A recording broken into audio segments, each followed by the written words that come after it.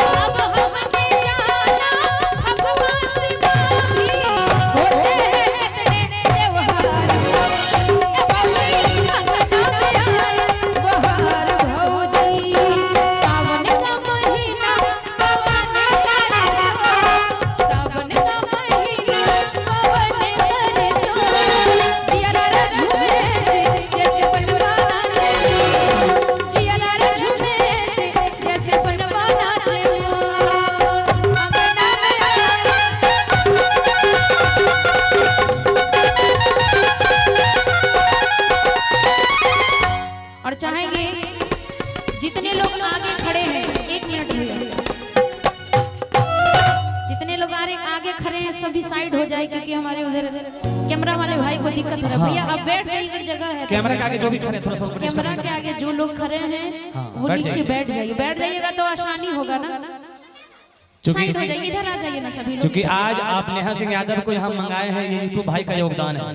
आप इनसे देखें तब नेहा सिंह यादव को बुलाए हैं, इसलिए इनको तकलीफ ना हो इस चीज को ध्यान दें, है ना। आइए कि ये घर था भूतों का डेरा, जब से हुआ है तुम्हारा पग फेरा। ये घर था भूतों का डेरा, जब से हुआ है तुम्हारा पग फेरा। दुनिया बदल गई, हालत संभल गई, दुनिया बदल गई, हालत संभल गई। अनरन के लाल भंडार भौजी अंगना में आए बहार भौजी। साची कहे तोरे आपन से हमारी बच्चा माहौल खराब हो जाएगा। तोरे आपन से हमारी अंगना में आए बहार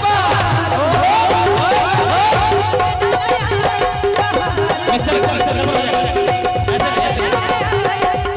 ऐसे भैया हेलो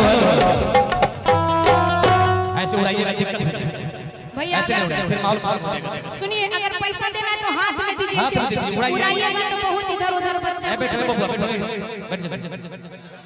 ऐसे उड़ाइएगा, माहौल खराब हो जाएगा।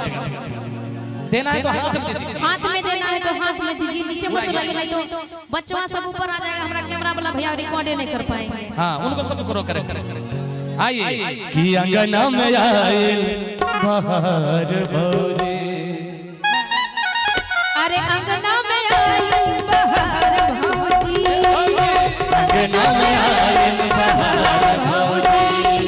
साची कहे तोरे आपन से हमारी, साची कहे तोरे आपन से हमारी अंगना में आई बहार भौजी, अंगना में आई बहार भौजी।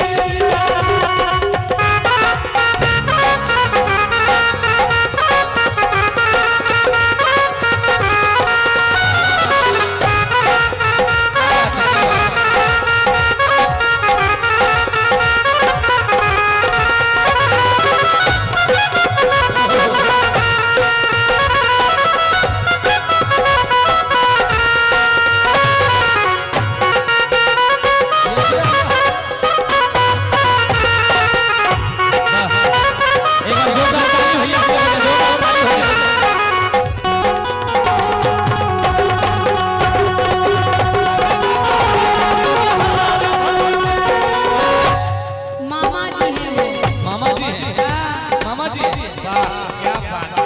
वो कुमारे मामा जी, कुंवारे मामा जी। अच्छा इस बार मामा जी का लगन में हो जाएगा। हाँ हाँ एक बार मामा जी का लगन में हो जाएगा इस बार। हेलो भैया भैया